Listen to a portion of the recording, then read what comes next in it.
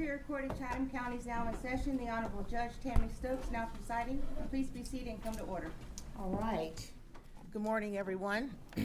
Morning. I had a long morning. Good afternoon, everyone. Okay. Would you please bring out Ms. Simon?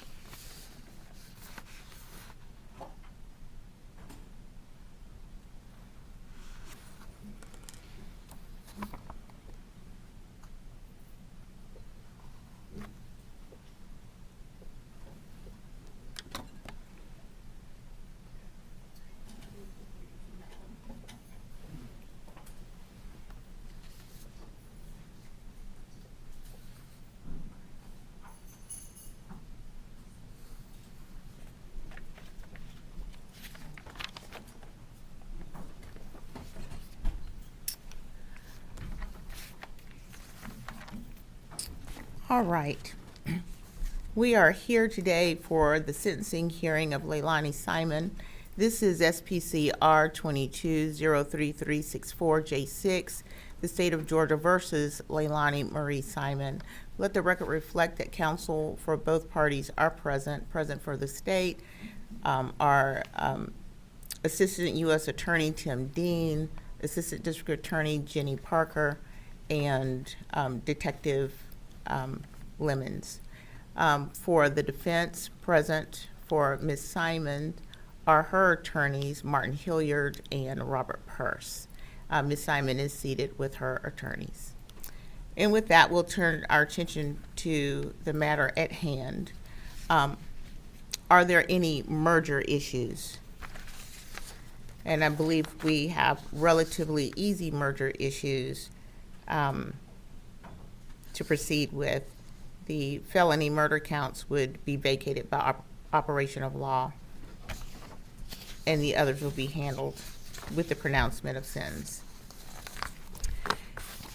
So, Mr. Dean, turning to the state first, is there any evidence in aggravation? There are, I think, some merger issues with respect to some of the false statements. Let's go back to that. I emailed the court and the defense about this morning. My belief is that some of the false statements count should merge with others. That count 10 should merge factually with 9. That count 14 should merge factually with count 13.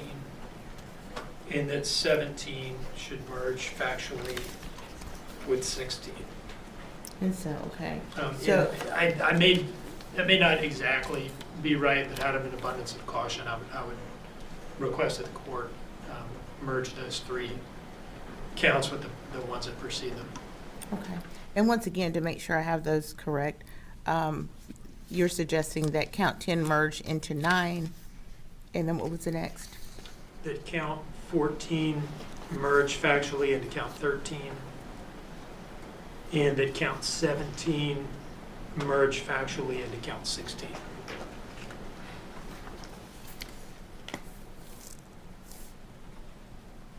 All right, thank you. Any others? All right. Your Honor, just for the record, I concur with the court. Count 2 and 3 should be vacated as an operation of law, and I also concur with Mr. Dean. I think factually those counts would merge, and those would be the ones that I would move for merger on as well. So we don't have any objection proceeding in that manner. So. All right, thank you. Okay. Any evidence in aggravation of punishment, Mr. Dean? Yes, Your Honor. The first item in aggravation that I would introduce is what I've marked as State's Exhibit 1. This is a certified copy of conviction from Burke County Superior Court in which the defendant was convicted of criminal trespass reduced from burglary in the first degree. So I would offer that at this time. Okay.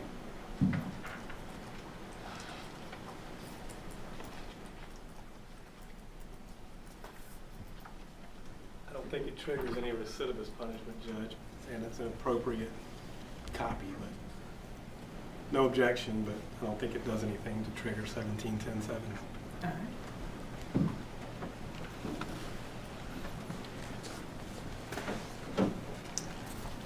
Thank you. And Mr. Dean, any other evidence you wish to put forward?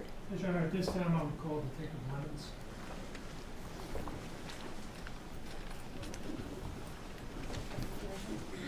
The evidence you shall give the court on the issue pending shall be the truth, the whole truth, and nothing but the truth, so help you God? Yes, ma'am. All right. Good afternoon, Detective. Good afternoon. All right. You understand that one of the most important factors the court considers in fashioning a sentence is whether and to what degree the defendant has accepted responsibility, right? Yes. I'd like to ask you some questions kind of designed to get at that, okay? First, I want to ask you about the various sources of information you've had access to during the investigation and then after the defendant was arrested that represent kind of sources of statements that she made, things that she said about the case, okay? Okay. Let's start with interviews. You interviewed her a number of times, right? Yes, I did. And there were some other law enforcement interviews that you didn't participate in but did watch. Correct, yes. You've talked to witnesses who have talked to her. Yes. For instance, Melanie Bowling, Yes. Billie Jo Howell, the defendant's mother. Yes. You have seen the news interview that she did during the investigation. Yes, I have. And have you also monitored her communications from the jail during the time that she spent there between her arrest and the trial? I have. Listened to many of her phone calls from the jail, Yes. read emails that she sent from the jail, Yes. and read letters that she exchanged with a pen pal, right? Yes. You've also watched some video recorded, like video visits that they can do, Yes. sort of like a FaceTime type thing. Yes. Okay. So you've seen her talk a lot. I have. You've heard her talk a lot. Yes. Those various statements have included some stories about that night, right? About what happened or what might have happened. Yes, they have. Let's talk about the abduction story. Tell us about the abduction story or stories. Yeah, so that initially started on October 5th. That was the initial story that she came up with was Quinton was abducted by Bubba. And was there a version of the abduction story at some point that involved not Bubba as the alleged kidnapper, but strangers, unknown strangers? Yes, on that first day after we had confirmation from the FBI office in Augusta that Bubba was most likely not going to be involved, she started mentioning, random vehicles that had followed her throughout the night or had stopped in front of her house, just trying to cast suspicion on those. What about Michelle McCarta, Quinton and his siblings' babysitter? Did she ever feature in any version of the abduction story offered by the defendant? Yes, there's a few times where she tried to say that possibly Michelle McCarta was involved. So as to the abduction story, it's taken various forms. Bubba took him, maybe a stranger took him, maybe Michelle took him, right? Correct. There's also a story, or maybe multiple versions of variants on the same story, alleging that Danny was involved or Danny did it or something along those lines. Yes. Can you tell us about that story or stories? Yeah. So the Danny possibly being involved started shortly after Daniel left. That was brought up in a text message to Savannah Solomon on October 24th, and during our interview on the 31st of October, It's also been mentioned a number of times in our jail calls, just various versions of that story. It has included the claim that Danny was actually the one at the dumpsters at 1:20 or so in the morning on October 5th, right? Yeah, that was the story from October 31st. Is it wasn't her at the dumpster, it was actually Daniel. There's also been a different version from her in which she suggests that, oh, actually, no, he threw him in some other trash receptacle on his way to work after, I guess, after the sun had come up, right? Yes. And so as to Danny, two different versions of the Danny did it story, right? Yes, it is. At some point, did she try out something that I'll call the bathtub theory on you? Yes. Tell us about that. So in her final interview on November 21st, she did mention that possibly something happened to Quinton in the bathtub. That one was shortly, discarded as an untrue, theory, based on the fact that Paul got home after the bathtub. All sorts of other parties can confirm Quinton was still alive after he took a bath. All right, so I'd like to ask you a couple questions about all these different stories, things she said, things she didn't say. First of all, as we talked about, some of these stories involve her kind of casually accusing other people or implicating other people, right? They do, yes. Did you ever hear from her any reluctance, apprehension, or hesitance about throwing these other innocent people's names out there as potentially being responsible? No. Now, remember in the news interview, and I think in the October 12th interview with Special Agent Snyder and Special Agent Solomon, she said some things about being willing to take responsibility if it came to light that she was the one who had done this, right? She said that, yes. In all of these statements of hers that you've listened to, the interviews, things witnesses have told you she said, jail communications and so forth, at any point, has she ever actually accepted responsibility for what she's now been convicted of? No, she hasn't. Now, she sometime relatively recently wrote a letter to a local news station, right? Yes, she did. Do you see in front of you a document marked as State's Exhibit 2? Yes, I do. Is that a copy of that letter? It is. Where did that letter come from? It is from the WTOC website, and it's signed by Leilani Simon at the bottom. And WTOC website is they're a respected news organization, and they're posting it saying, this is a letter she sent to us, Yes. right? Your Honor, I would offer this into evidence as State's Exhibit 2. Any objection? No objection, Judge. States Exhibit 2 is admitted. What's the date of this letter? September 2nd, 2024. So a little more than a month before trial, maybe 5 weeks before trial. Yes. Now that this has been admitted into evidence, could you just read it for us? Sure. WTOC, there is no factual evidence against me, none. As in no concrete, without a doubt evidence. All the state has is speculation based on circumstantial evidence. Nothing, however, based in fact with undeniable proof/evidence. This is what the state doesn't have. No DNA evidence, no forensic evidence, no eyewitnesses, no murder weapon, no camera/video evidence, no time of death to prove I was at home during tragedy, no cause of death, no proof of any previous abuse to Quinton or other children. I understand if you're skeptical of what I just wrote, but I assure it's the truth, it's fact. I implore you to do your own investigation into my claims to confirm. The public deserves to hear, to know some of the facts of this case, and not only speculation based in circumstantial evidence. I firmly believe that if the investigators weren't mainly focused on me from day one of the investigation, that they may have found the evidence they lack and therefore the actual murderer. They, in quotations, the state, are attempting to railroad me instead of admitting they have accused the wrong person for for the past almost 2 years. Leilani Simon. Thank you. Now,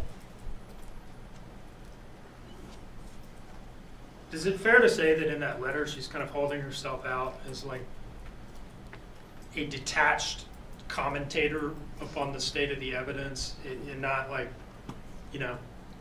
the person who was there and threw him in the dumpster and knows exactly what happened? Yeah, I would agree with that. Now, I'd like to ask you some questions about her behavior during the investigation. And, a lot of her behavior in the investigation was charged in the indictment in the form of false statements. I want to ask you about a couple of things that did not come into evidence at trial. Okay. The first is something that occurred on October 5th, right? That's day one. Yes.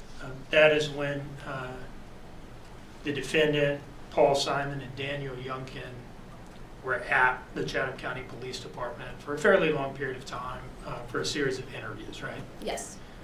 Was there, and that was at a time very early on where she's representing to the police that Quinton has been abducted and she doesn't know whether he's safe or not, dead or alive, right? Yes. Was there a point where she was captured on camera asking Paul whether he had any weed to smoke when they left there? Yes, there was. Can you tell us a little bit about that? So after everyone's individual interviews were concluded, my team was trying to arrange transport to get them back home. We had all three of them in the interview room together. During that time, Leilani asked Paul if he has marijuana at the house.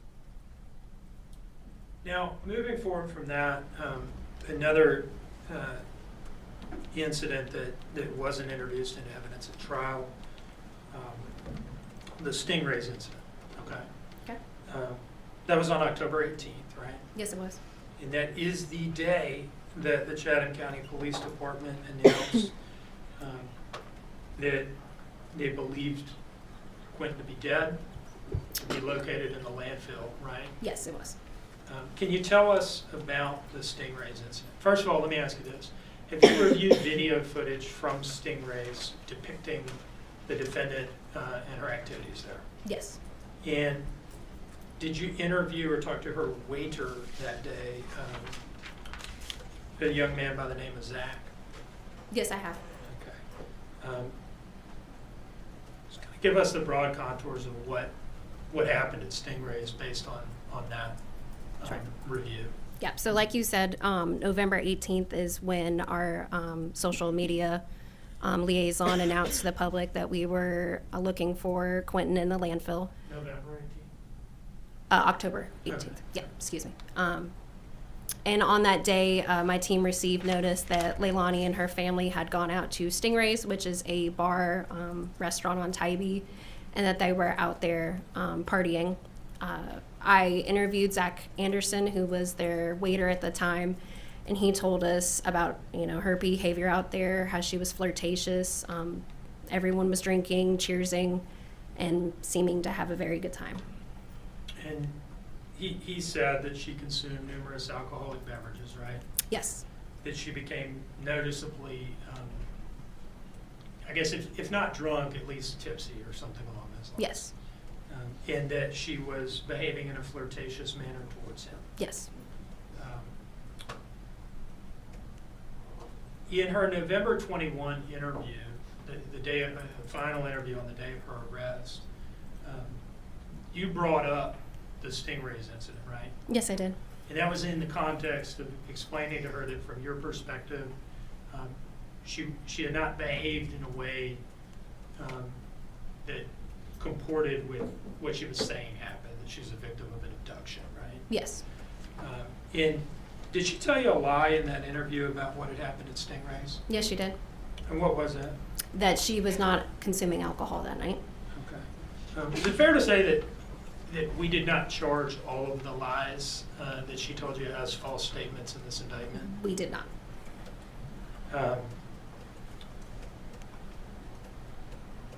I'd like to ask you about one more aspect of the defendant's behavior during the investigation, okay? At some point during the investigation, she entered some kind of a substance abuse rehabilitation program, right? Yes, And this was an inpatient deal it was. where you lived there. Yes. Okay. And was she kicked out at some point? That's what we were told, yes. And when was she kicked out? November 21st. That's the day of the final interview and her arrest? Yes, it is. Why was she kicked out of rehab? We were told it was fraternization with the other people in rehab. Specifically male Yes. patients at the facility? Yes. Now, I'd like to ask you a little bit about her behavior during her pretrial incarceration, or like after she's arrested but before trial, okay? Okay. She was housed the entire time at the Chatham County Detention Center, correct? Yes. While there, is it fair to say she's had interactions with a number of men who are not incarcerated at that facility? Yes, she has. Both over the phone and electronically otherwise? Yes. Messages and so forth? Yes. Okay. Has she maintained a long-running pen pal relationship with a child molester incarcerated in the state of Wisconsin? Yes, she has. Can you tell us a little bit about that? I'm not sure the exact start date. It was well over a year ago when they began communicating, and they regularly send letters to each other. They refer to each other as husband and wife. And more recently, has she begun having like video visits, remote video visits with a convicted felon from the Boston area, a man? Yes. Can you tell us a little bit about that, please? That's one of the more recent ones. He's an individual that reached out to her saying that he wanted to be friends with her and gives her money on her books, and they have started video visitation. And separate and apart from her interactions with those two men, has she also been accepting money put onto her books from other men around the country or even around the world, perhaps? Yes. Can you tell us a little bit about that, please? There's been a few throughout the last 2 years. The most recent one, the one that she began video chatting, that's one that's saying he's going to regularly put money on her books. So based on the on your review of the letters, the video visits, maybe phone calls as well, does she seem to be enjoying and encouraging the male attention that she's received since being arrested? Yes, she does. I'd like to ask you a couple of questions now about her behavior during trial. Okay. We've touched on her behavior during the investigation and her behavior during pretrial incarceration. But let's talk about the trial, okay? Okay.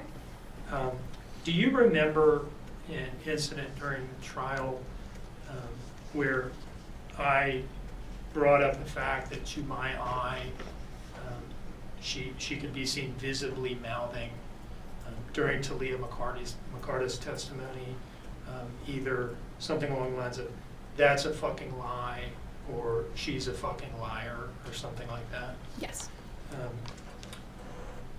Have you gone back and reviewed some of the broadcasted footage of this trial? Yes, I have.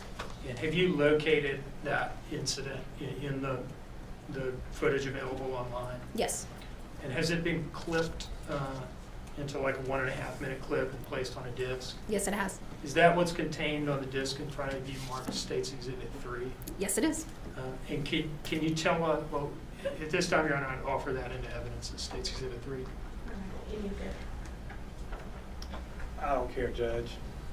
No objection. Okay, Exhibit 3 is admitted.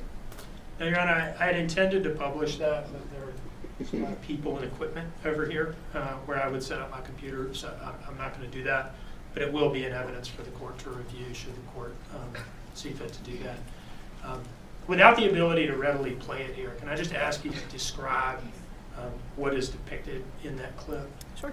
You can hear Talea in the background talking about Leilani's referencing Bubba and Quinton and how Quinton looks like Bubba. And then during that, it shows Leilani's face during the trial, and she's saying, "That's a fucking lie." And Did she appear to you to be talking to her lawyer when she said that? No. Now, did you keep an eye on the defendant during, like throughout the trial to one degree or another? Yes. And did you have the opportunity to observe when, if at all, she displayed any visible emotion versus when she did not? Yes. What is your sense of the point in the trial where she displayed the most clear, visible emotion? I mean, aside from what we've just talked about, but I guess the emotion of sadness or being upset. I would say the verdict would be where she was more visually upset. What about when Quinton's dismembered foot or pieces of his skull were up on the screen in front of her and she was looking right at him? She didn't appear to be upset. Now, I'd like to ask you a couple questions about, about the money associated with the landfill search, okay? Okay. It's not really what this case is all about, but I do want to just put a couple things on the record about this. Have you reviewed some emails and talked to some people to get a sense for how much money the landfill search effort cost the Chatham County Police Department and the FBI, and therefore, the taxpayers? Yes. That includes, those expenses include things like travel and lodging for some of the FBI agents who came in from out of town to participate, right? Yes. Equipment, boots, Tyvek suits, all that kind of stuff. Yes, it does. Heavy equipment rentals, Yes.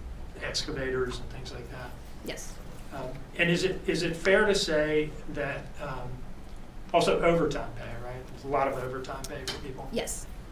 Is it fair to say that the cost of the landfill search appears to far exceed, I'll say, $500,000? Yes, it does.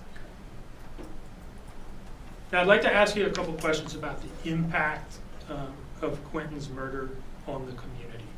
Okay.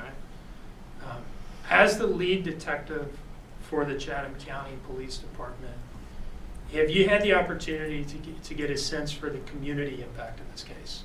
I would say so, yes. And can you tell us a little bit about that?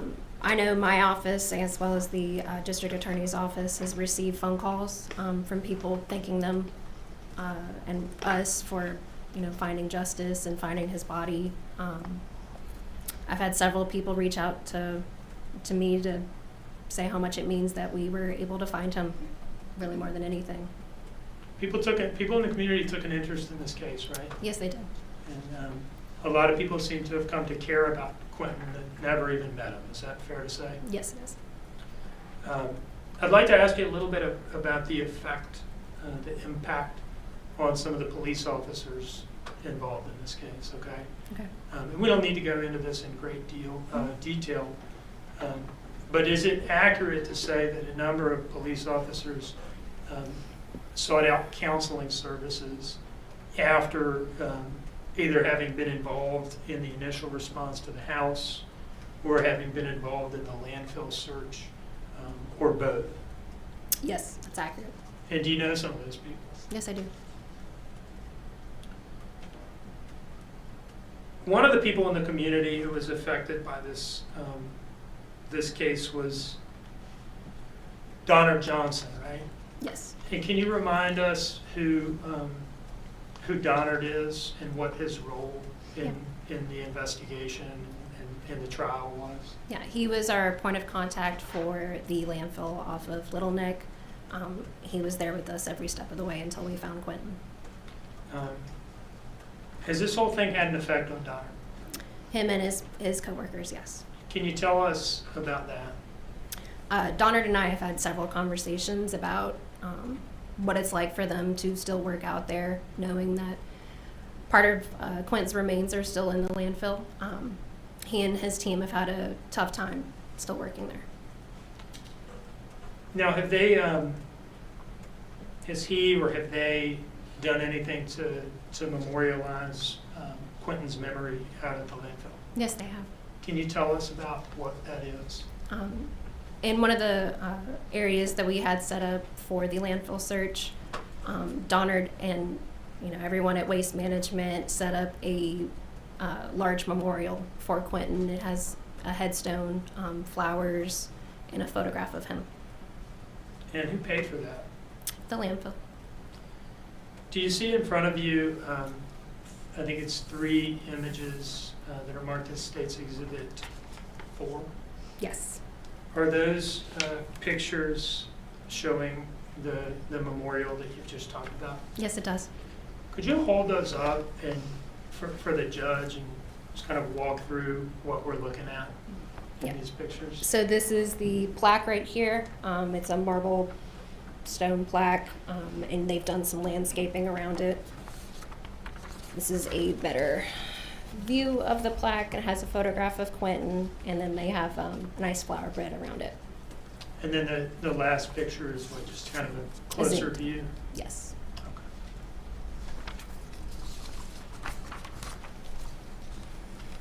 One moment, please.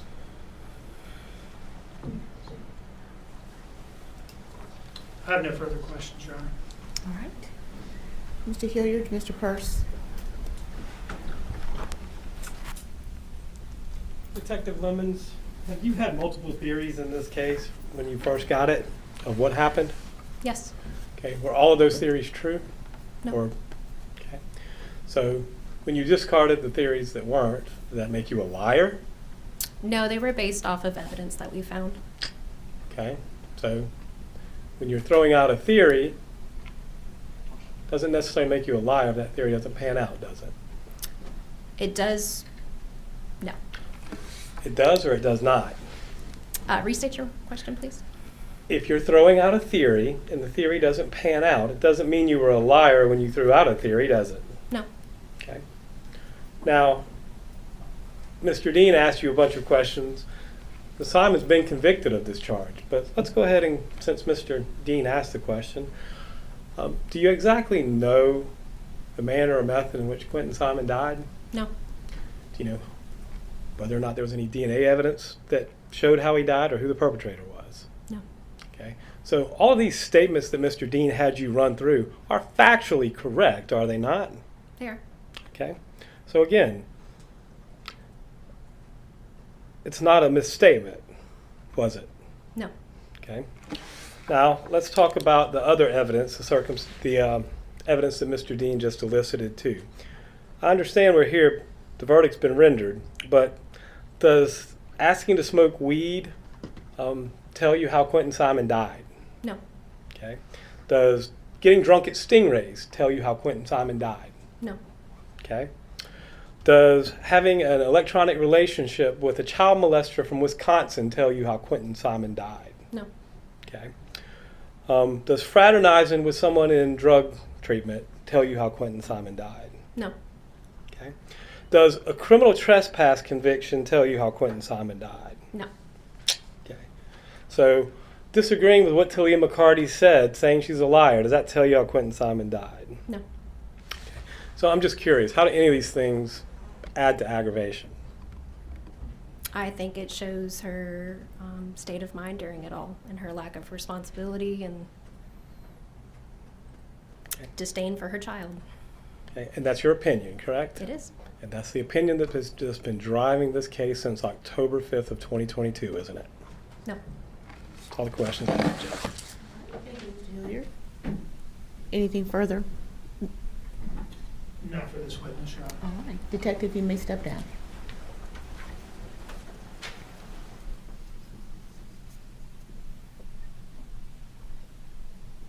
Mr. Dean, you may call your next witness.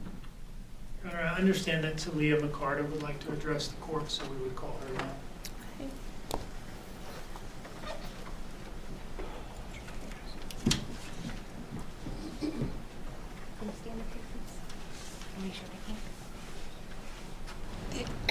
The evidence you shall give the court on the issue pending shall be the truth, the whole truth, and nothing but the truth, so help you God. Yes, ma'am.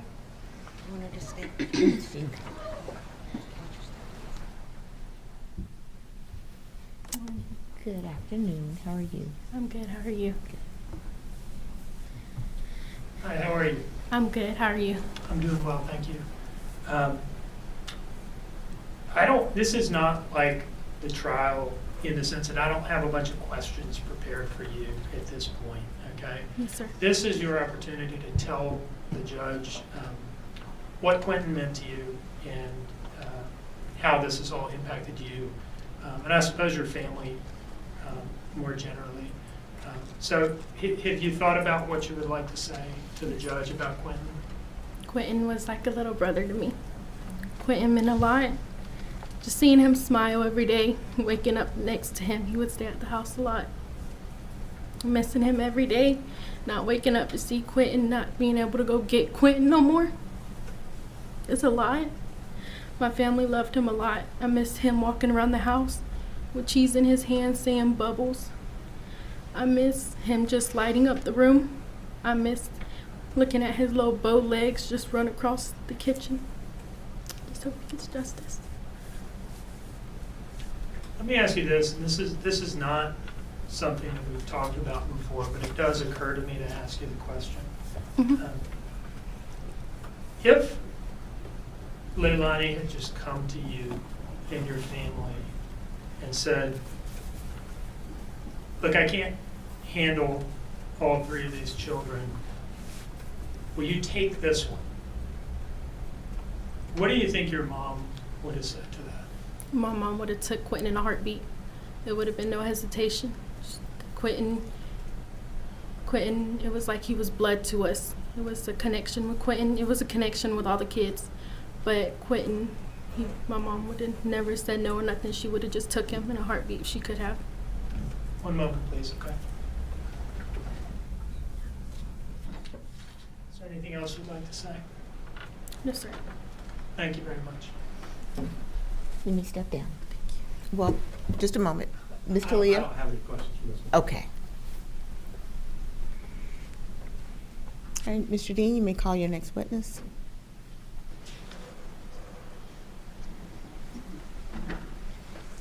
State rest, Your Honor.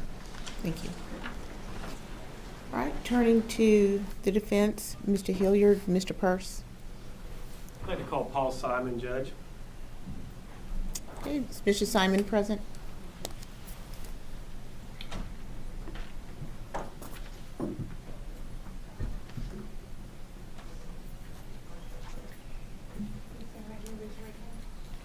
The evidence you shall give the court on the issue pending shall be the truth, the whole truth, and nothing but the truth, so help you God. So help me God. Have a seat, please. All right, good afternoon, Mr. Simon. Hello, how you doing today? Mr. Simon, you understand why we're here, correct? Yeah. And I've asked you to come forward and speak in mitigation about your sister Leilani, okay? We're not here to argue with the verdict. The verdict's been rendered, but we are here to try and basically tell the court about Leilani. And so you've asked to speak. And is there anything you'd like to tell the court before the court imposes sentence, Paul? So growing up, Leilani is my closest sibling. Growing up, she was always there for me whenever I needed her. Whenever I needed advice about anything, didn't matter what it was, she would always give it to me to the best of her ability. So, I mean, I love her. She's my sister. You know, I love Quinton. That's my nephew. You know, I love him just like he was my own blood. But at the end of the day, I'm not gonna sit here and live in the past when all I have is days ahead of me, and I'm gonna keep moving forward. Okay. And with Leilani, whenever you lived in the house when this was going on, correct? How was she with the children at that point in time? She was always pretty fair to them. I never saw her hit them. She would yell at them, but I mean, everybody gets frustrated. So, Right. I mean, I never really saw her hit them. You know, when Quinton and Zane and Sky, when they were all outside, she was out there watching them, making sure that none of them got too close to the pool. At a certain point, Zane would finally put his feet into the pool without throwing a tantrum, you know.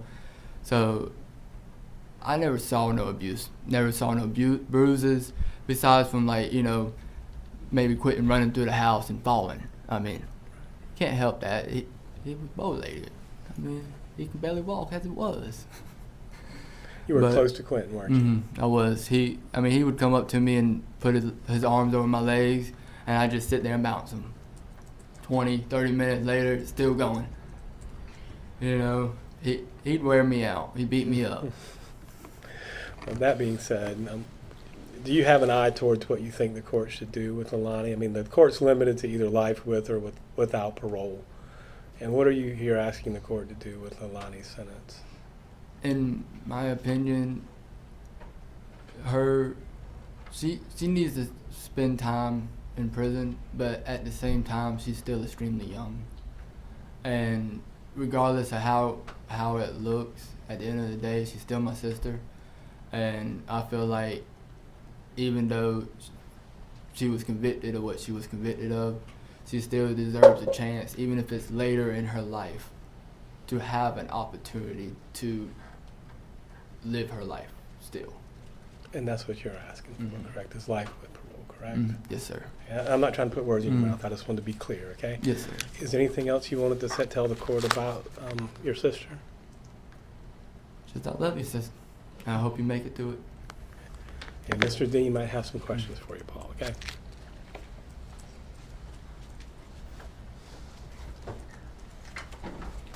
No questions, Your Honor. All right, thank you. Mr. Simon, you may step down. Yes, ma'am.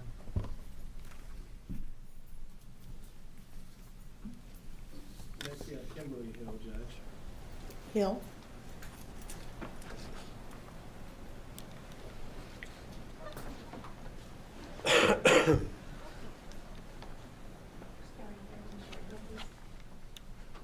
The evidence you shall give the court on the issue pending shall be the truth, the whole truth, and nothing but the truth, so help you God. Yes, ma'am.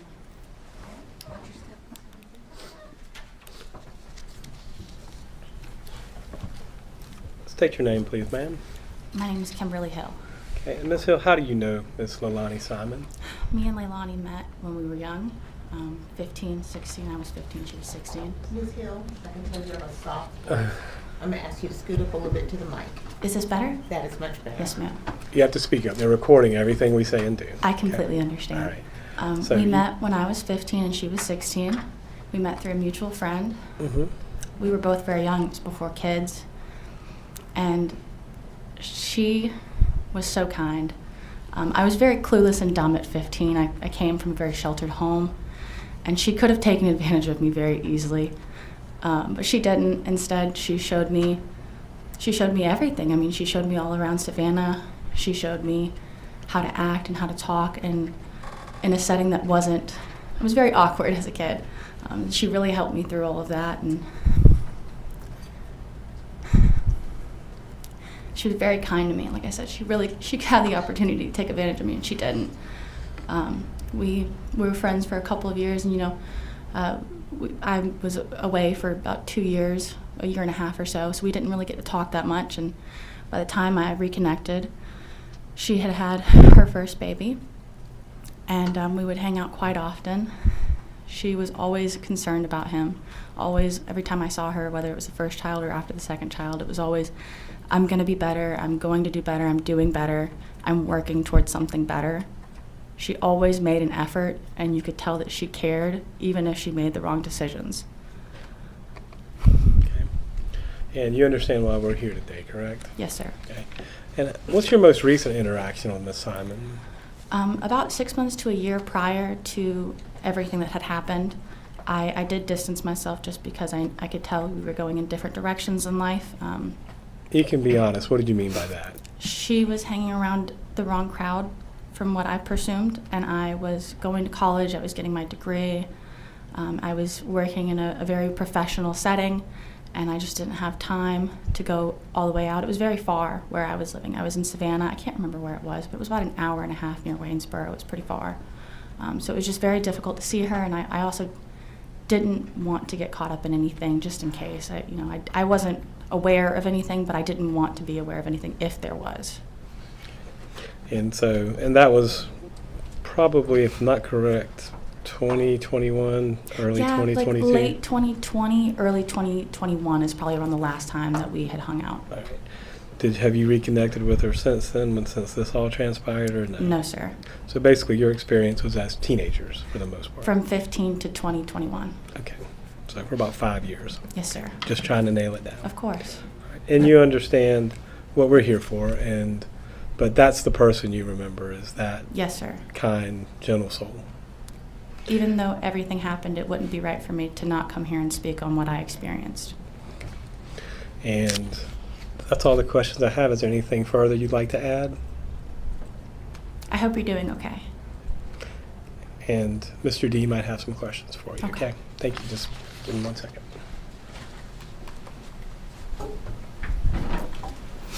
No questions, Your Honor. All right, Ms. Hill, you may step down. Thank you.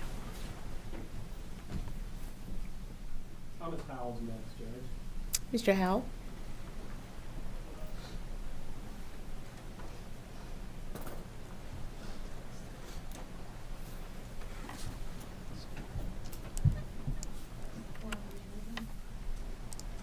The evidence you shall give the court on the issue pending shall be the truth, the whole truth, and nothing but the truth, so help you God? Yes.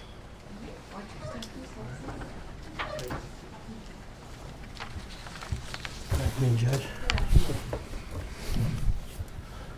State your name, please, sir. Thomas Howell. Okay. And Mr. Howell, how are you related to Ms. I Simon? am Leilani's stepfather.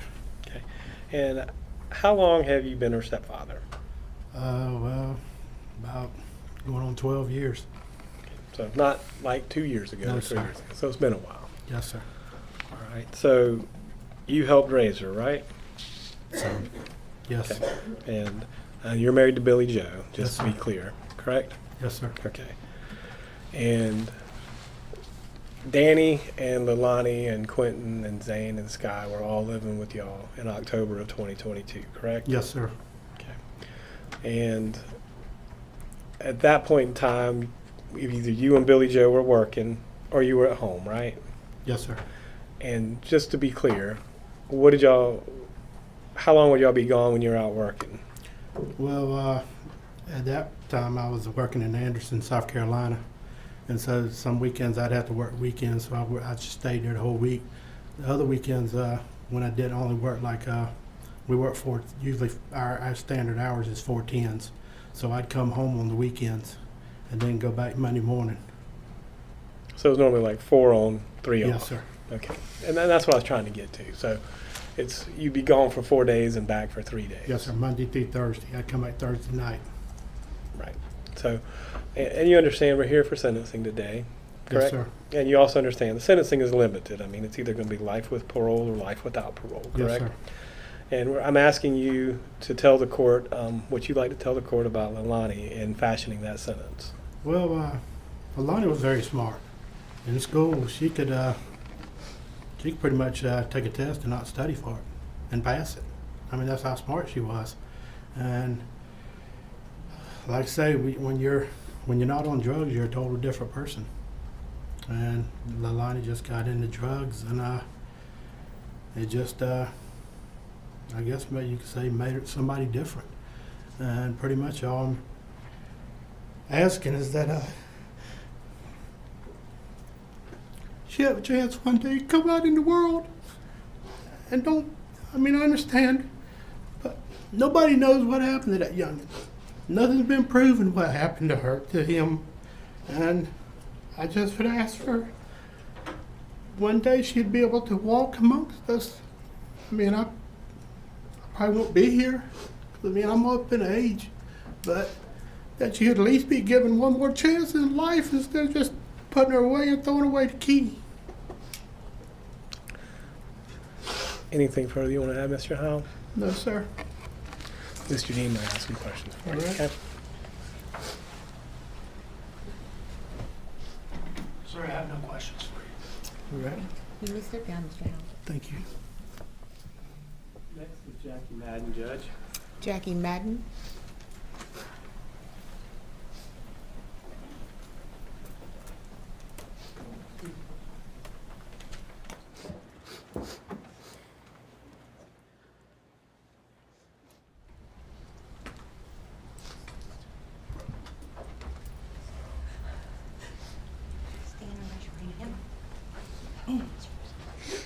The evidence you shall give the court on the issue pending shall be the truth, the whole truth, and nothing but the truth, so help you God? Yes. Who's watching Snap Medicine?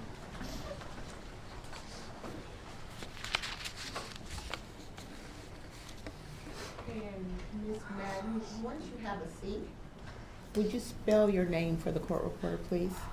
Yes, Jackie, Jackie, Madden, Madden. All right. Mr. Hilliard. Thank you, Ms. Madden. How do you know Ms. Simon, Ms. Madden? Biologically, I'm her aunt, but I raised her about half of her life. I love her like she's my own daughter. And what years did you raise her? From 2002, gosh, till she was about 9, and then she went to live with her mom, and then again when she was 11. Until about when? That was a little better than a year, and then she went back to stay with her mom. And during that time frame, tell me what you remember about her. Oh gosh.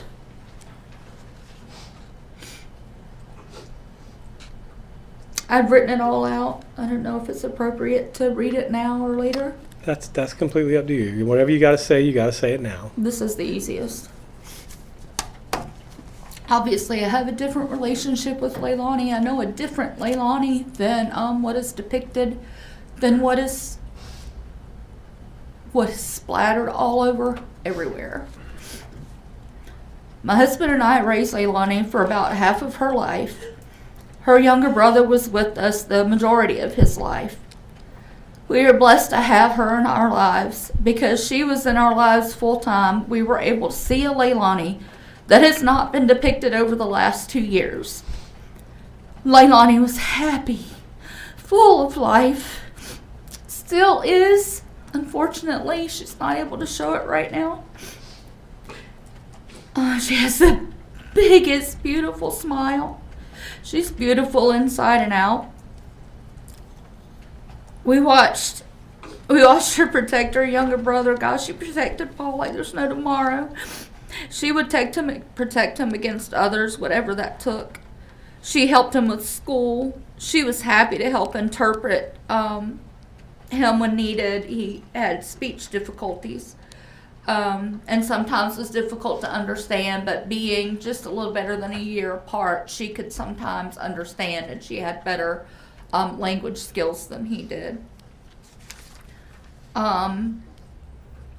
She did very well in school. She attended a Montessori school for her younger elementary school years, which requires independent learning, responsibility for a student's coursework. It requires the ability to make decisions about how one completes their weekly assigned work. Her progress was similar to that of her classmates. Her teachers rarely had concerns with her academic abilities. As a teenager in middle school, she experienced bullying. Although this was concerning, she still excelled. She was proud to be successful in school and took ownership of her responsibilities as a student. Does all of this mean that she was a perfect student? Absolutely not. Does it mean that she didn't make mistakes as a young adult, as a teenager, as a child? No, it does not. We all do. We've all gone through that. We know what it's like to be a child. We know what it's like to make mistakes. We do it as adults all the way up until the time we pass away. She was independent. She did her chores without being directed to. She was responsible. She eagerly fixed dinner if her mom worked late, and I did experience that, so it's not hearsay. She could follow directions, both written and oral, if needed to prepare a meal. She was a good cook, and she loved it. I've watched her and my sister come together and have the best time doing so. They'd laugh, be silly, and have fun. The end product was a great meal. It was never a chore or work for her.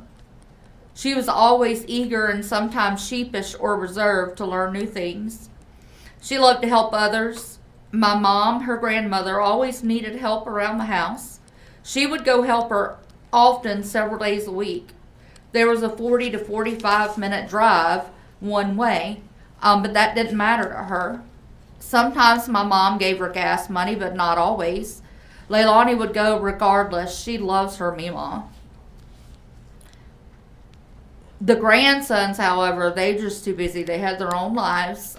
They rarely went over there, so this helped increase my mother's and Leilani's bond, as Leilani had the most time with my parents.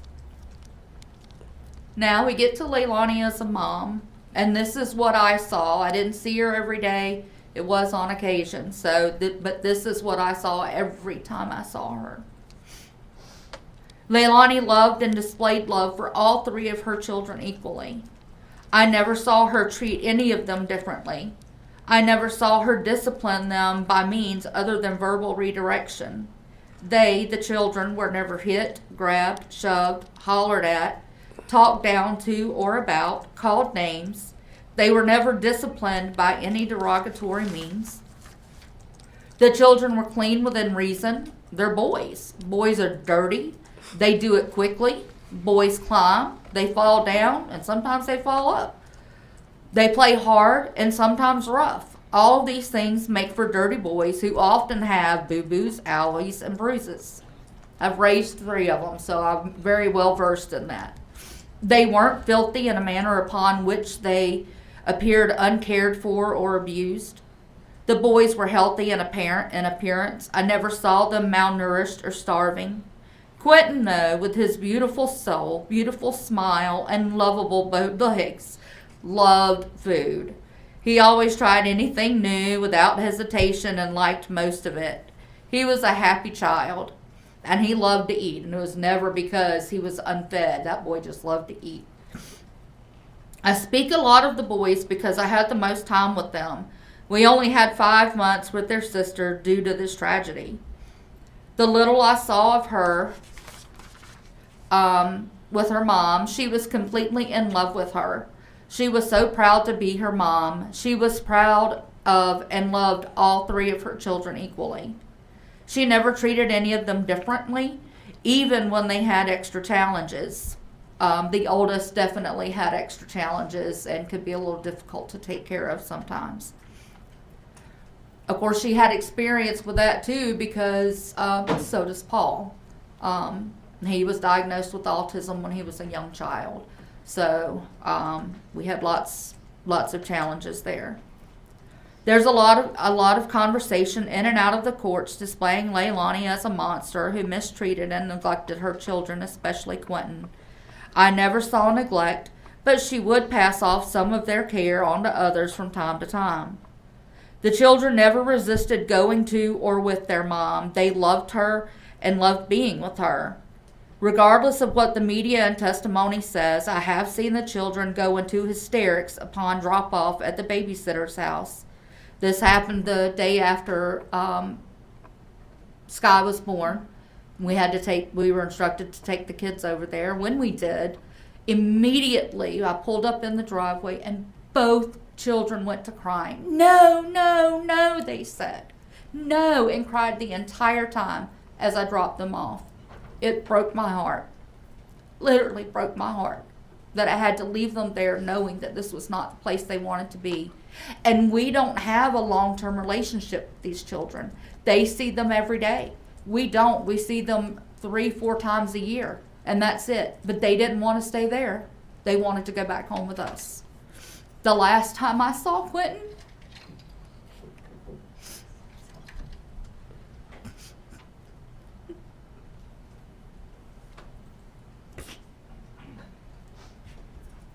There's some tissues if you need them, Miss Madden.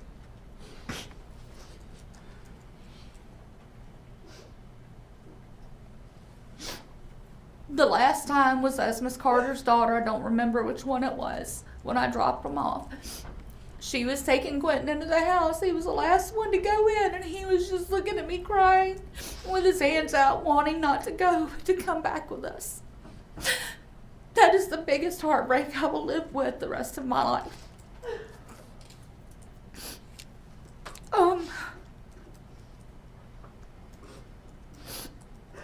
This is important because it helps to show that all is not as has been depicted.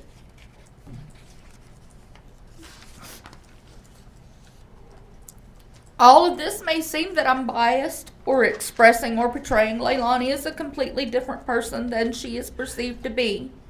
I'm not biased. I will tell you when you're doing wrong? Asked my sister. We have fought battle after battle after battle over the years over Leilani and Paul.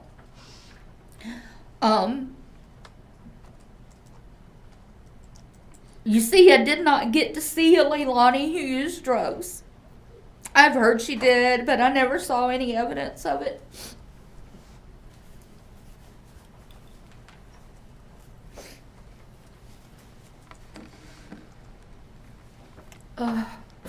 My experiences of time with Leilani only showed the Leilani I knew from the time she was a baby, as a toddler, as a child, as a preteen, as a teen, as my daughter, and as a mom. None of which was abnormal. It was all the normal things you would have growing up in life.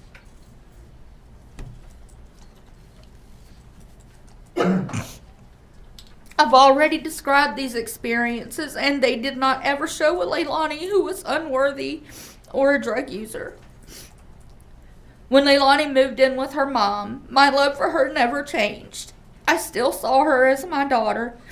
Sadly, for me, I chose to simply be an aunt. I chose to let my sister and her mom, chose to let my sister be her mom, not by blood, but by love, care, support, bond, and everything a mom is supposed to be. I knew I had to do this, otherwise Leilani would not get to truly form that bond that she and my sister needed, wanted, and were blessed to form. This was the kind of bond, a beautiful bond, that I saw with Leilani and her own children. I do wish, though, that I had maintained a better bond with her that showed her how much I loved her, because I do. Fast forward to October 5th, 2022. This date and the events and news to follow completely cripples my heart. I searched and searched for a way to describe my feelings about the loss of our precious, loving, beautiful Quinton. After a while, I finally figured it out. I was crippled, completely crippled. Crippled with fear of what was to come, anxiety, uncertainty, lack of understanding and comprehension of how such a thing could happen in our family. After all, as they say, this is what you see in the movies. Hurt, sorrow, dismay, anger. I was and am angry at the fact that drugs caused the tragedy to happen in our family. Drugs took Quinton and Leilani from us. Quinton will forever be in my heart, my thoughts, and loved by me, but his life, his body, his love will never be seen or fulfilled due to the influence of drugs. As for Leilani, her life will never be the same. Angry that even though Leilani and Danny were both present in the room with Quinton and the other two children, only Leilani was charged and convicted with the murder of our precious little Quinton. Angry that there's no evidence provided by the prosecution or otherwise presented during the trial that 100% proves that she was the one who murdered and disposed of Quinton's body. Angry that they both, Leilani and Danny, provided a setting that was dangerous for the children. They both used drugs. They both were under the influence on October 4th and 5th. Both parents, whom had altered abilities to provide proper care for these three children. Drugs led to two parents with altered abilities to function with clear and responsible behavior, rational decision making, that caused the death and loss of our Quinton. Angry that drugs took away Quinton, his siblings, and Leilani from our lives, from our family. Therefore, the only way to simplify the way my head and heart could process this into a single definition was, it's crippled. This will never go away. Now, all of this said, do I think there should be consequences for Leilani? Absolutely yes. I do feel that she needs counseling. I do feel that she needs to complete a long-term multi-step drug rehab program. I do feel that she needs to complete multiple parenting classes. I've seen the difference that counseling and parenting classes have made for my sister. I know this isn't about my sister, but my sister affects Leilani. She, my sister, is definitely a better person, a better judge of character, and decision maker. I struggle to say jail time for Leilani because my heart struggles.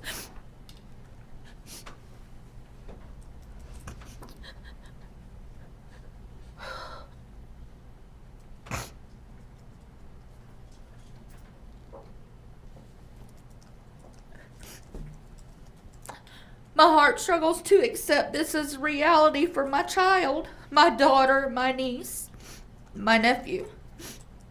My love is never ending for her and her children, including Quinton.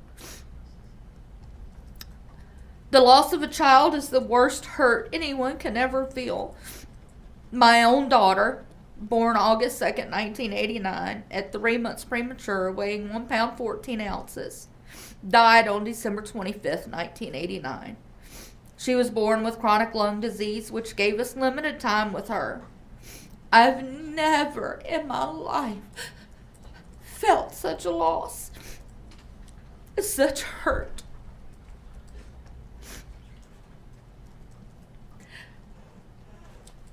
I bring that up because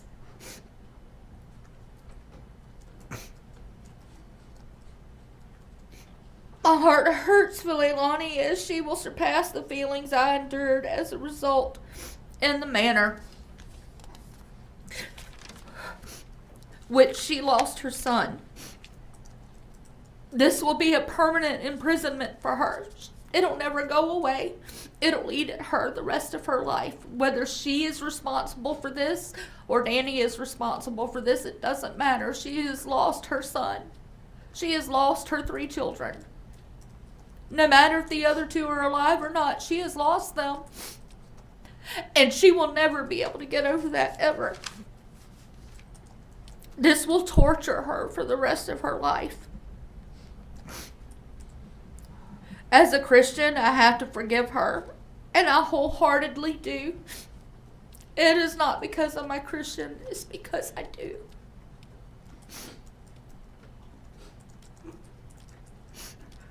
Does that mean I can forget? Absolutely not. Does it mean it won't hurt? No. Does that mean it changes the situation and the blame? Absolutely not. I do blame her and Danny. Only the 2 of them know what happened that night. The horror that resulted lies on both of them. One is just as guilty as the other, and both should suffer the consequences. The Leilani that I described in here, the Leilani that I know, is not the Leilani that would take the life of her son, that would do this horrible thing.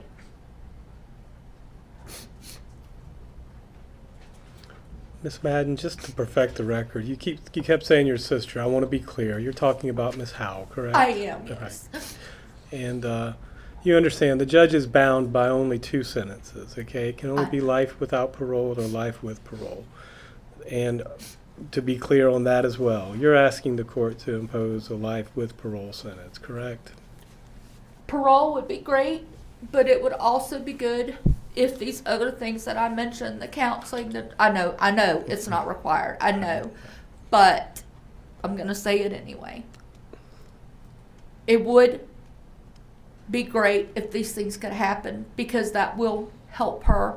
It will help to make her a better person. It will help to take this out of her life. I know prison is coming. That doesn't mean that there's not access to these things. And without these things, it's the likelihood of it changing is limited. That's all the questions I have. Miss Madden, Mr. Dean might have some questions for you, okay?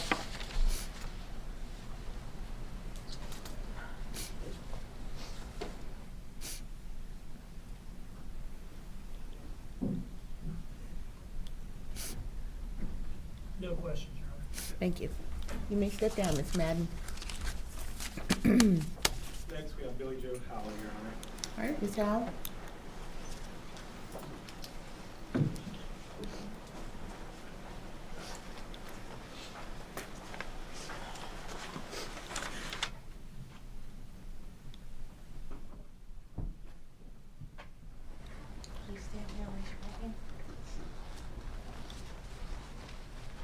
The information you shall give the court on the issue pending shall be the truth, the whole truth, and nothing but the truth, so help you God? Yes.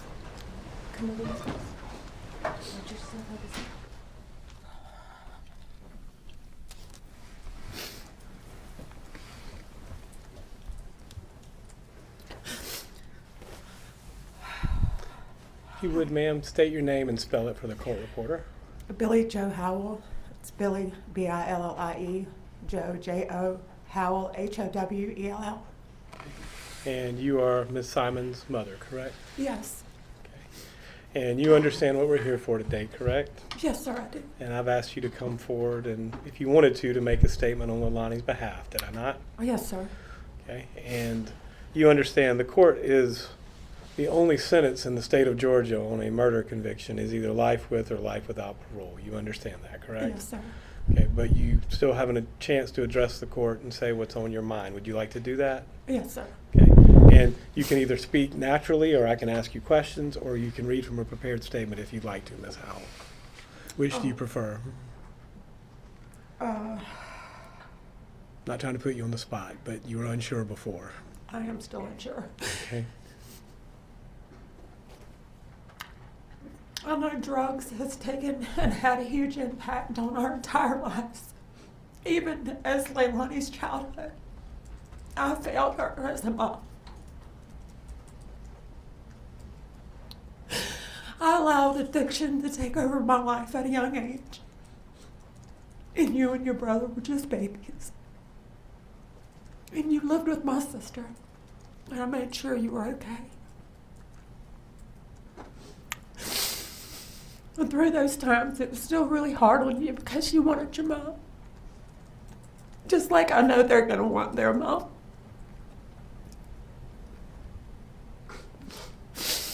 When you come to live with me, I'd already changed my life. And I'd been working really hard. But I had changed my addiction from drugs to work. And I still neglected your needs, your emotional needs. I still wasn't there for you to be your mom.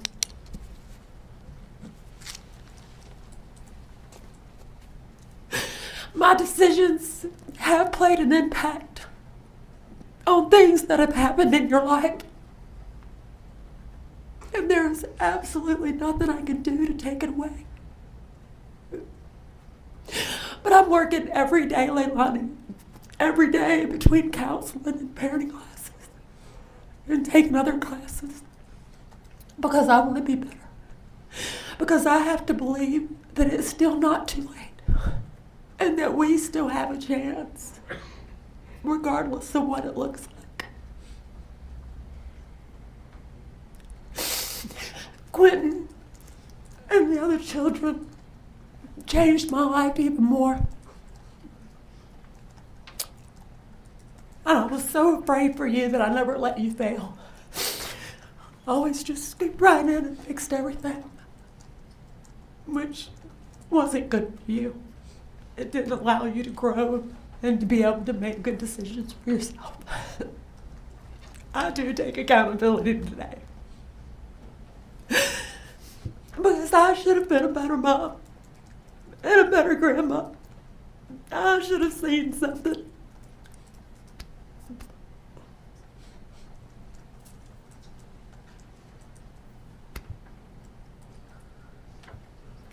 You deserved better, and so do your children, all three of them.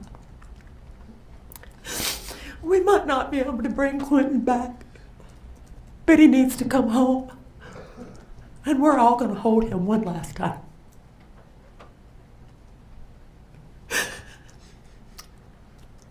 I just want to make it better, Leilani, and I don't know how. All I can do is be here for you and answer every phone call.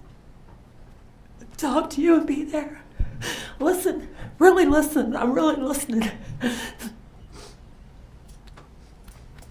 I love you and we're going to get through it because I raised you to know that I love you unconditionally. And today I do not put conditions on that because I love you. I love you. I love you, Leilani. Let me ask some questions. Did you ever see, we heard a lot of this during the trial. Was there ever any of this favoritism towards Zane or Sky, or Quinton was the outcast? No, sir. Never. Okay. And did you ever see Leilani maltreat or withhold food from Quinton? Never. Okay. And you understand the sentence is what Yes, can be sir. life without or life with. And do you think that Leilani is so far gone she should get a life without parole sentence? No, I don't. Because I wasn't so far gone. I'm not. And I refuse to let somebody make me believe that I am. I may be too late for a lot of things, but I'm here today. I'm here. So you're asking the court to impose a life with parole sentence, correct? Yes. Okay. Anything else you want to say before Mr. Dean asks you some questions? No, sir. That's all the questions I got, Judge. Thank you, Mr. Hilliard.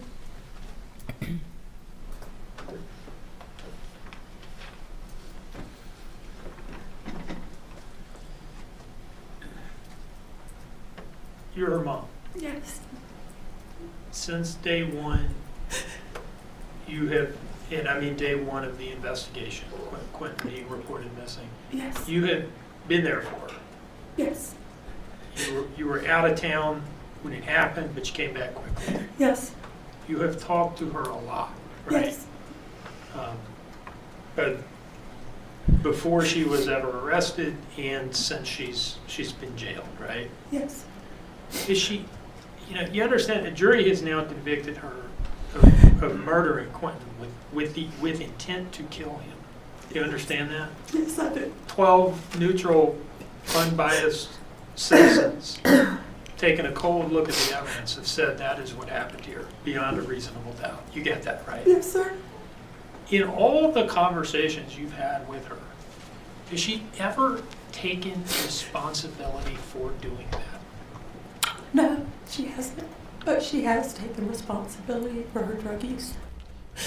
I know that you've taught her to take responsibility for her actions, because when she says in the news interview, if it comes out that I'm responsible, I'll take responsibility. And she said that separately another time to the police. And I believe that that is coming from your upbringing of her. Do you think that's fair? Yes, sir, I do. Has she ever actually done it in this case, though? No, she hasn't. She hasn't admitted to you that she killed Quinton. No, she hasn't. She hasn't told you how. No, sir. She's said things to you about, well, I just don't remember, and I'm not sure, and I'm trying to piece it together, and things like that, right? Yes, sir. Do you understand that the evidence has just not been consistent with that kind of claim? Do you understand that? Yes, sir. That, evidence shows that she made this very calculated drive to the dumpsters, scattered rice cereal in her car, drafted a text message to Danny about what she was supposedly doing on that trip, getting Oragel, told a bunch of lies about it to the police, right? Yes, sir. I watched the trial. And none of that is consistent with her just not knowing what happened. Would you agree with that? Yes. Okay. But even still, despite all the conversations you've had, and despite you being her mother, the person that she had to confide in, she hasn't even taken responsibility privately in confidence to you, has No, she? she hasn't. Is that frustrating to you? Yes, it is. Do you wish she would just come out and admit to you as her mother what Yes. Yes, I do. she did? One moment, please. I have no further questions, Your Honor. Thank you, Mr. Dean. Mr. Hilliard. I'm a little confused, Ms. Howell, because being convicted of something doesn't necessarily mean you did it, does it? No, Okay. it doesn't. So if you're convicted of something you didn't do and you don't admit to it, it doesn't mean you did it. I mean, just because you're convicted of it. That's correct. Any questions? So being convicted of something is not the same thing as admitting something you actually did now, is it? Yes, sir. Okay. So you can be convicted of something you didn't do, right? Yes, sir. You can be acquitted of something you did do, right? Yes, sir. And there's all manner of things in between, right? Yes, sir. Okay. That's all the questions I got. Anything further, Mr. Dean? No, Your Honor. Ms. Howell, you may step down.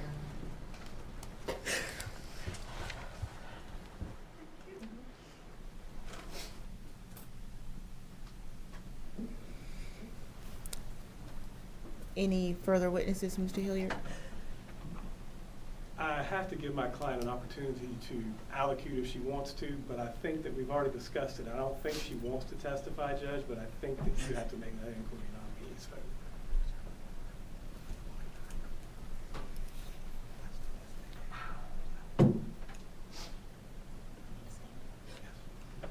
Okay. Ms. Simon? Ms. Simon, we've come to the place where you have the opportunity to testify if you choose to do so. Do you understand that? Yes, ma'am. Do you still have the right to testify, and you also have the right not to testify? Do you understand that? Yes, ma'am. No one can make you testify. Yes, ma'am. And whether or not you testify or make a statement is solely your choice, not your attorney's choice, but your choice. Right. Do you also understand that if you choose to testify and you take the stand, then the state will have an opportunity to ask you questions as well? Yes. And you understand that we are at the point where there's evidence in aggravation and mitigation, and all of this I will consider in determining the sentence today. Do you understand that as well? Yes, ma'am. Ms. Simon, do you wish to testify? No, ma'am. Thank you. You have a seat. And just for the record, we've discussed it, Judge, and several times, and if she has any questions, she knows she can ask me again at this point. But other than that, we're ready to move into just argument phase. Okay. Let's move into argument then. Mr. Dean? Your Honor, I will reserve. If I can approach, Judge. You certainly may. One ministerial thing. Early in this case, before I got it, the public defender's office had filed a motion to preserve notes, evidence, and things as such. For the last 2 years, we've tried to figure out why they couldn't release Quinton's remains. It seems that motion is the holdup. I spoke with Mr. Dean last week. I spoke with Ms. Simon. At this point in time, we withdraw that motion from here on out to preserve. That way the remains can go ahead and be released back to the family for appropriate burial.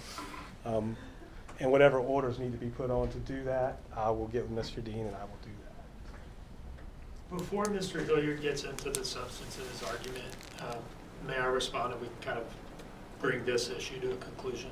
Yes. Would that be okay? Yeah, that's fine. Just to clarify, this was during the period of time that the defendant was represented by previous counsel.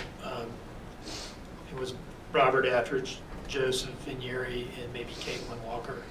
I believe it was Mr. Vinieri sending me an email asking me to ensure that Quinton's remains, which by that time had come down from the FBI lab in Quantico to the GBI lab in Pooler, I think. It sent me an email asking me to ensure that the remains not be released for interment, but instead retained by law enforcement in case they wanted to request any additional forensic testing. And I got that email and communicated it to law enforcement and asked that they honor that, which they have. And that is Mr. Hilliard's right. That email is why Quinton's remains have not been released to any family members for burial. In advance of today's hearing, after the most recent of a number of requests to the family from the family that we address this issue, I sent Mr. Hilliard and Mr. Pearce an email asking whether Ms. Simon would lift what essentially functions as like a hold on Quinton's remains on the record, so that we can safely release Quinton's remains to the family for burial or cremation or whatever it is that they ultimately decide to do. because I very much respect the request and agree that it's probably something that ought to happen. We could agree to that without being accused of spoliation or something like that later on down the line. So I'm happy to hear that they're willing to do that. If I would ask that the court inquire of Ms. Simon personally about that and confirm that she's okay with that, so that everybody can then move forward. And I was going to get to that next, Judge. I've had the discussion with her about the spoliation and to preserve the record for appeal. We had that discussion, and I'll let her answer for herself in a second. But we understand it could affect the appeal going forward, but she felt that it was more important for the family to be able to bury Quinton than to preserve any possible testing for future references. And I told her both the positives and the negatives of it. Is that correct, Leilani? Yes, sir. Okay, and I'll let the court engage in a colloquy about that. But we did discuss it, though, correct? Yes. Right? Yes, we did. And Ms. Simon, you've heard the discussion that's going on right now about Quinton's remains. Yes, ma'am.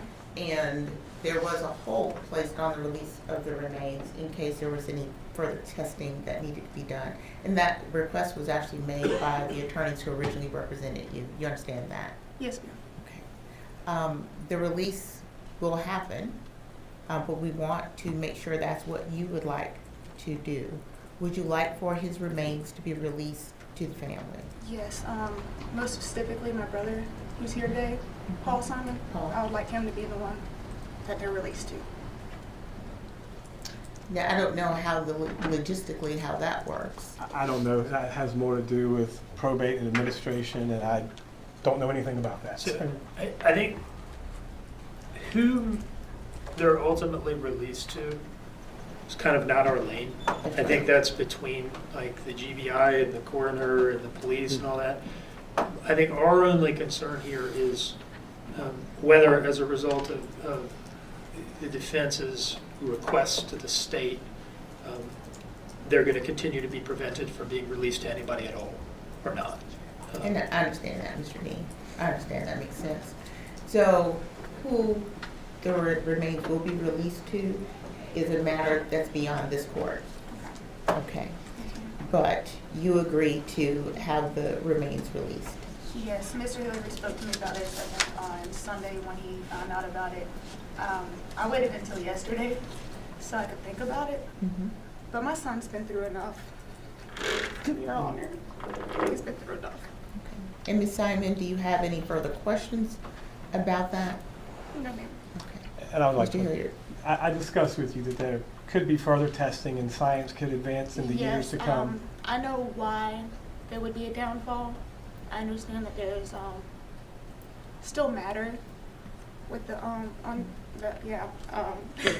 and I want my baby home. I just want to go. All right, thank you, Ms. Simon. You may have a seat. I wanted to clear that up. My argument's simple, Judge. We're asking for a life with parole sentence. It's only life with or life without. I understand Mr. Dean gave this long list here, but at the end of the day, she's a young lady, and life in Georgia at least is 35 to 40 years before your first eligibility for parole with parole. That puts her in her late 60s, early 70s. Mid 60s to late 60s to early 70s. We understand that we're talking about the death of a 20-month-old child. But Your Honor sat through the trial, and we don't know the manner or method in which it occurred. We still don't, and that's an issue for an appeal which will go up. The question is whether or not she's someone who should be stuck away for the rest of her life without any possibility of seeing the light of day again. And I urge to you, there's nothing about her criminal history, which is pretty much non-existent until this. There's nothing about her life which shows that she is above any redemption or rehabilitation. The people who know her best have asked the court for a life with parole sentence. So we're asking the court for that. I understand why Mr. Dean wants to do all of these fines. I get it. I understand why he wants to ask for his consecutive sentences. I get it. But to me, the ultimate question is whether it's life with or life without parole. And we think that she deserves life with parole. We think she deserves a shot at coming out again one day. Because it's not just about fashioning a sentence that punishes the crime. You have to realize that the offender is going to be serving the time as well. And while the offender is serving the time, there has to be something to maintain hope or institutional behavior. And in this particular case, I think a life with parole sentence would serve that purpose. So I understand the severity of the crime that she's been convicted of. I understand Mr. Dean's position. I don't agree with it. I don't think there's anything about this case necessarily that means that she's unredeemable or should never see the light of day again.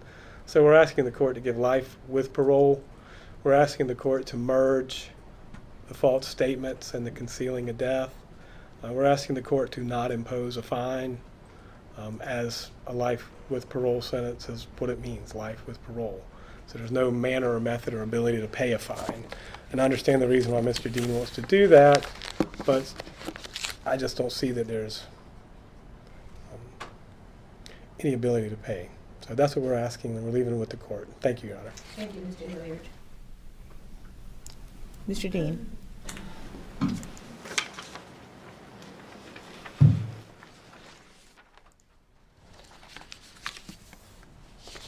Your Honor, will be relieved to hear that I do not have an hour and a half long PowerPoint to present to the court, but I do want to talk for a couple minutes.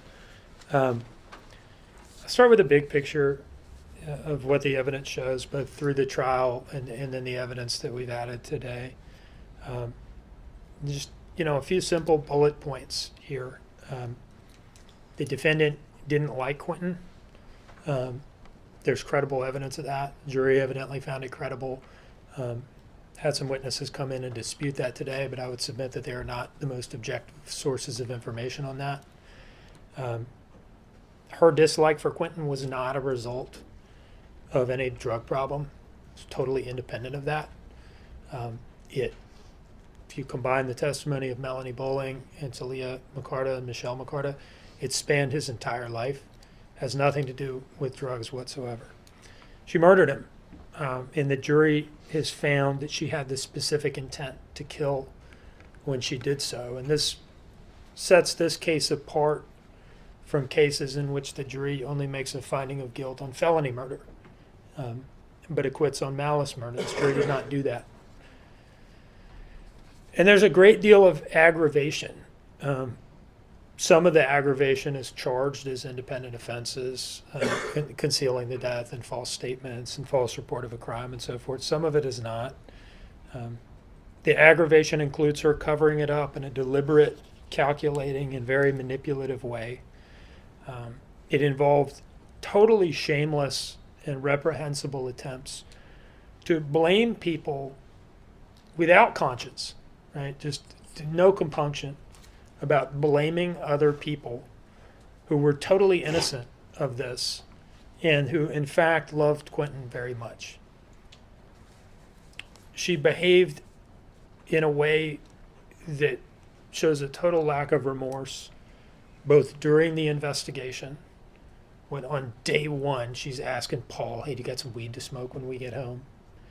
On October 18th, when the police have announced that they're about to start searching for Quinton's little body in the landfill, she's out at Stingray's getting drunk and flirting with the waiter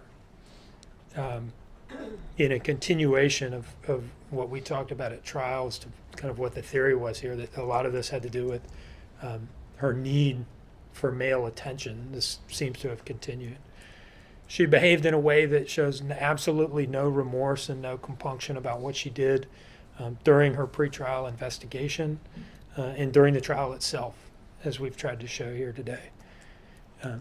Even to her mother, her closest confidant, who taught her to take responsibility for your actions, which is something that Billie Jo Howell, has done. I mean, she did it here today. She talked about all of her missteps and how she pulled herself out of them. She took no responsibility even to her mother, who taught her those things and was her close confidant.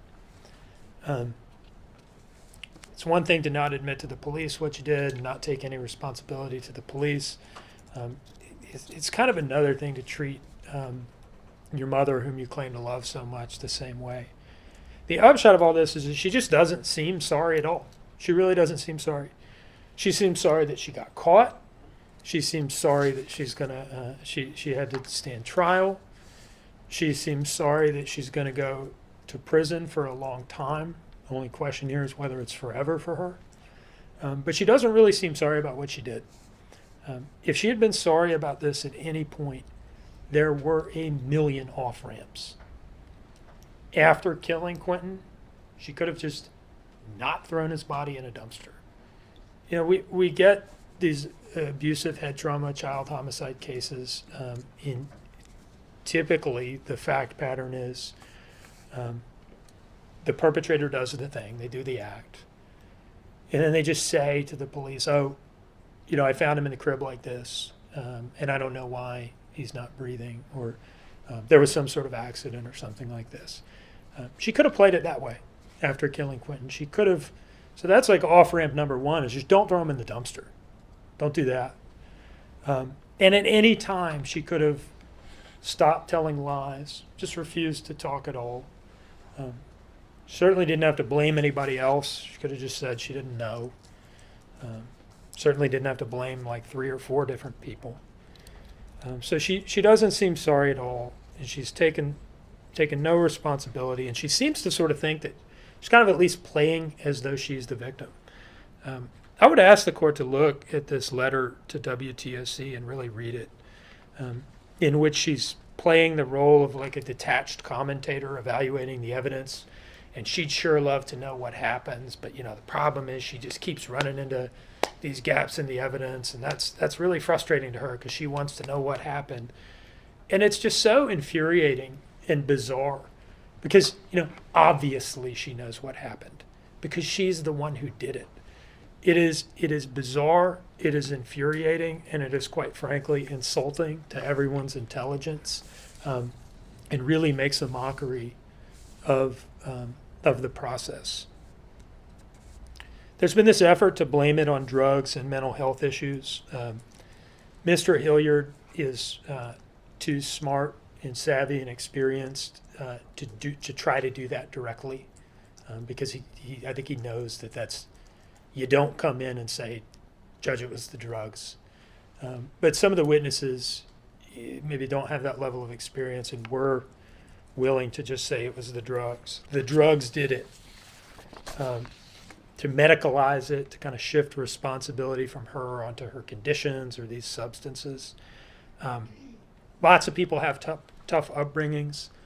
Lots of people take drugs, but very few of them kill their own child.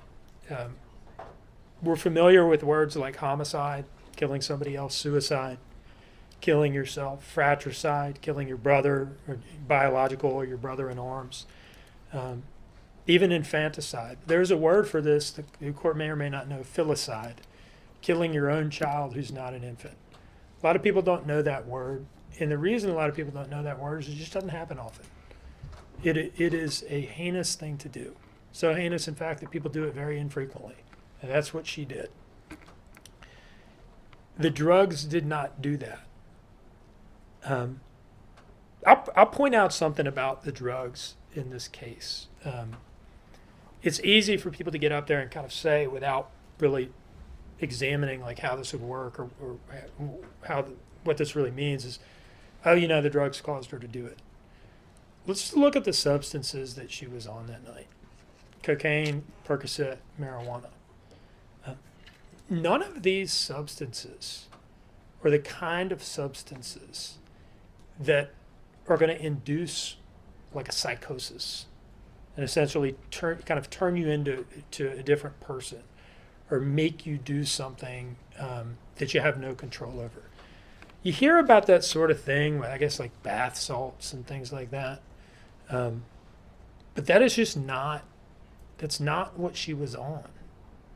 It wasn't anything like that. and it's a total red herring to say that the drugs did it. What she did to him was something that was inside of her already. It was inside of her already. Maybe the drugs lowered her inhibitions. Maybe they acted as an accelerant. Maybe they're like, you know, the match to the candle or something like that. But they didn't cause her to do what she did. She did it. The drugs are not responsible for it. She is. She just did a wicked thing, and she needs to take responsibility for it. And so our recommendation is a total sentence of life without the possibility of parole, plus 65 years and a fine of $117,000. The maximum that I calculate is available under the law. I've emailed the court separately that the count by count breakdown. I won't go through that here, and the justification for the fine. That is essentially our goal there is to ensure that if the defendant ever attempts to profit from her crimes by signing a book deal or taking a paid interview, that there will be an existing financial obligation that will cause at least some of the money, up to $117,000, to be diverted to defray some of the costs associated with her conduct in this case. Now, that brings me to kind of the last question, which is really separate and apart from whether the court judges a fine here, is why life without parole and not life? That's really the only question, is whether the court is going to impose the additional punishment of the life sentence never being parolable. And you know, it's a reasonable thing for the defense to say, gosh, life is a serious sentence. 30 years before you become parole eligible is a long time. And that's true. And we are here asking the court to go above that and to impose the maximum. And I'd like to kind of defend why and argue why. When we talk about sentencing, we talk about the principles of punishment. There are a number of them. We learn them in law school, and they come up in sentencing arguments, and Mr. Hilliard has gestured at some of them, rehabilitation and things like that. And I'll just kind of walk through these. One of the principles of punishment that we talk about is incapacitation, which is incapacitating the offender from committing a similar offense. Somebody is so dangerous, they just need to be locked up to keep them off the street.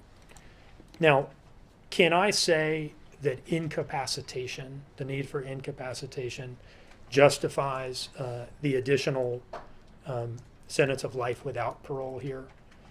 Not really. I don't think that principle of punishment is a justification. That she's so dangerous that life with the possibility of parole is not sufficient. Next, we have deterrence, both specific and general. Specific deterrence meaning the need to have a serious enough sentence that it deters her from doing something similar, and general deterrence, that it deters other people in the community who might contemplate doing the same thing from doing it. I don't know that that's really in play here either. I don't think she needs life without parole versus life to not do it again. And I don't know that there's anybody out there who's contemplating killing their child who's going to go through with it if she gets life without the possibility of parole, but won't go through with it if she gets life without the possibility of parole. And then we have rehabilitation, the need for rehabilitation. I cannot say that there's no chance she could be rehabilitated, that she's totally beyond rehabilitation. I think the court could reasonably find that. I think there's a lot of evidence here that she is incorrigible. But I can't say for sure that after 30 years, she's so beyond the hope of rehabilitation that she has to stay in on that basis, that she just can't be rehabilitated. And so where we end up is at the last principle of punishment that I know of, and that is retribution. Punishment because you deserve it. a harsh punishment because you deserve it by virtue of what you did and how you acted. Not dressed up as being, towards rehabilitation or towards deterrence, but just punishment as a matter of moral desert. This sometimes gets a bad rap. I've heard it described as the least morally defensible principle of punishment. That somehow punishment dressed up as being for rehabilitation or being for deterrence is somehow morally acceptable, that punishment simply because you deserve it, because of what you did. But I don't think that's right. I don't think that's right. For one, it is the principle of punishment that, to the state's view, most lines up with the average person's intuition about what punishment is for and their concept of justice. It is actually okay and right and good to punish people harshly simply because they deserve it and not justify it further. You have to get really educated to learn that universal moral intuition is actually a bad thing or somehow wrong. Now, we sometimes kind of accept that what people say about retributive punishment is true, that it is less defensible than the other principles of punishment. But there's not a consensus on this. That is actually not the consensus view. There are a lot of very smart academics and legal philosophers who continue to defend and make the case for retribution. There's an article by a legal academic, Dan Markle. He's a professor at Florida State Law School. Coincidentally and tragically, he was actually murdered himself. But he wrote on retributive punishment. In a 2011 article that I found, he talks about how it has both a communicative function and an expressive function. That punishment, retributive punishment, because you deserve it, a harsh sentence, just because you deserve it and you did a really bad thing, communicates to the defendant the seriousness of what they did and society's lack of acceptance for it. And it performs an expressive function too. It communicates to the defendant the seriousness of what she did, and it forms an expressive function. It expresses to society how seriously the court takes behavior like this. And I've got some long quotes in here from these articles. I think I will not read them. I think I will just kind of restate that in my words. Another way of saying this is that a severe sentence, here the harshest one under the law is what we're asking for, sends a message to both her and to the community. And she needs the message. Quite frankly, she needs the message. She doesn't get it. She needs to receive a solemn statement from the court that for an offense like this and for aggravating circumstances like this, the only punishment that will do, the only punishment that will adequately get through to her the seriousness of what she's done and just how unacceptable her actions are, is the maximum sentence under the law. That appears to be, at this point, the only thing that the court can do to try to get through to her. This letter to WTOC is dated September of this year. She still doesn't get it. And the court should send her a message. One, this is nonsense. And two, you deserve the most severe sanction that the court can lay on you. The court should send the community a message too. To the people that cared about Quinton, who knew him during his life, he was a child in their lives, and to people who came to know him only after the defendant killed him. And why do these people care about him? Simply because he was a child in their community, and that is enough. The court should send a message to them that their intuition about how monstrous it is for a mother to kill her own child and then act like she acted in the aftermath, and what the price tag for that ought to be, that intuition that they have is entirely correct. and is shared by the justice system and by the court, which is really their justice system and their court. Thank you, Your Honor. Mr. Dean, I was looking for the email, and I believe the computer that I'm looking at has not updated, and I would like to have that before me. Would you also pass up, yeah, thank you.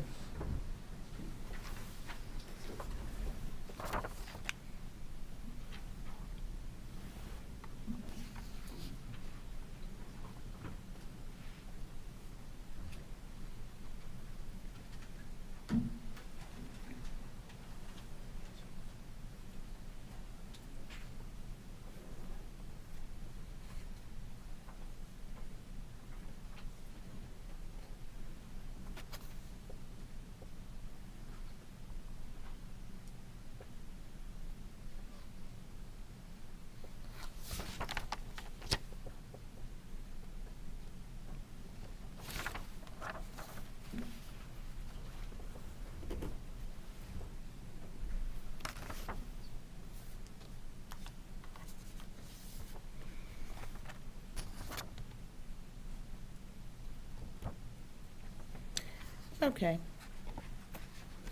I'm going to pronounce sentence. Please stand.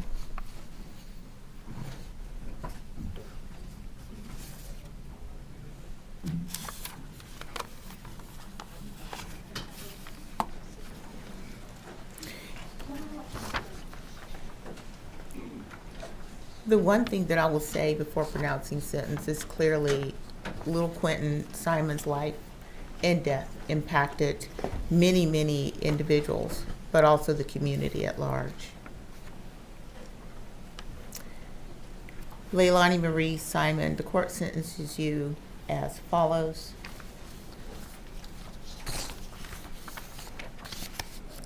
Count 1, malice murder, felony, life with the possibility of parole. Count 2, felony murder, vacated by operation of law. Count 3, felony murder is vacated by operation of law. Count 4, concealing the death of another, 10 years consecutive to count 1. Count 5, false report of a crime is a misdemeanor, 12 months concurrent to count 4. Count 6, making a false statement, 5 years concurrent with count 4. Count 7, making a false statement concurrent with count 4, 5 years. Count 8, false statement, 5 years consecutive with, concurrent with count 4. Count 9, making a false statement, 5 years concurrent with count 4. Count 10 merges into count 9. Count 11, 5 years concurrent with count 4. Count 12, making a false statement, 5 years concurrent with count 4. Billie, did I get count 11? Yes, ma'am. Okay, thank you. Count 13, making a false statement, 5 years concurrent with count 4. Count 14 merges into count 13. Count 15, 5 years concurrent with count 4.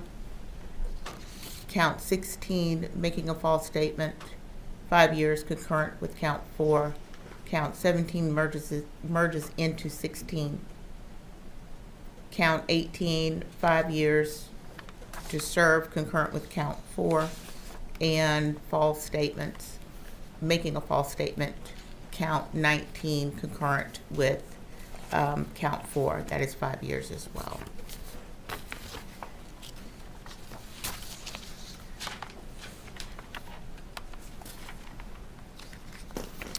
Is there any issue that the state wants to point out with the sentence and the merger of the counts?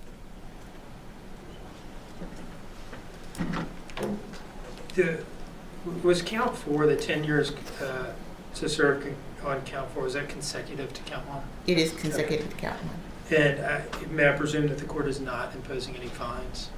No. Mr. Hilliard? So just to make sure, life plus 10 is the operative sentence? Life plus 10. Life with pump. And I guess we should do the statement of appeal as well. So. And with that, Ms. Simon, you are hereby notified that under the law of Georgia, you are entitled to appeal the guilty verdict of the court. And if you decide to do so, you must file your appeal within 30 days of this date. You are also informed that you have the right to retain a lawyer of your own choice to represent you on your post-trial motions and appeals to the appropriate appellate court of Georgia. If you cannot afford a lawyer, the court will appoint one for you. You are entitled to and will be given a transcript of all pre-trial, trial, and post-trial matters without cost to you if you cannot afford a transcript. You may file a motion for a new trial, or you may appeal your case directly to the appropriate appellate court of Georgia for review. I'm signing the statement of appeal. I will hand this down to the clerk. If you'll please hand that to Mr. Hilliard.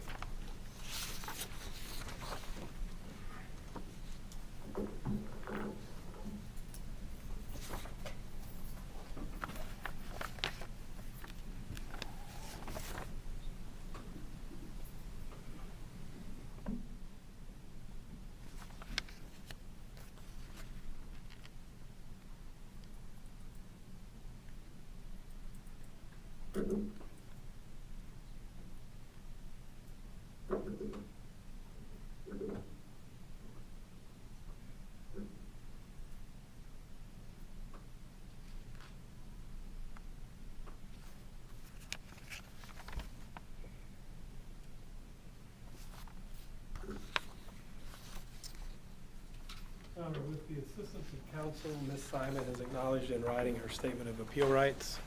And the habeas statement is as follows. You are advised that the statute of limitations for habeas corpus in this state is 4 years in the case of felonies and 1 year in the case of misdemeanors. The statute begins to run from the date the conviction becomes final. All right.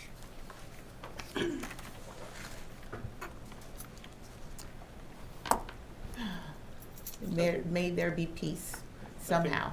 Nothing further from the defense, Judge. Thank you very much. Thank you. Anything further? No, Your Honor. Nothing from the state, nothing from the defense. No, Your All Honor. right. This concludes this matter. We are adjourned.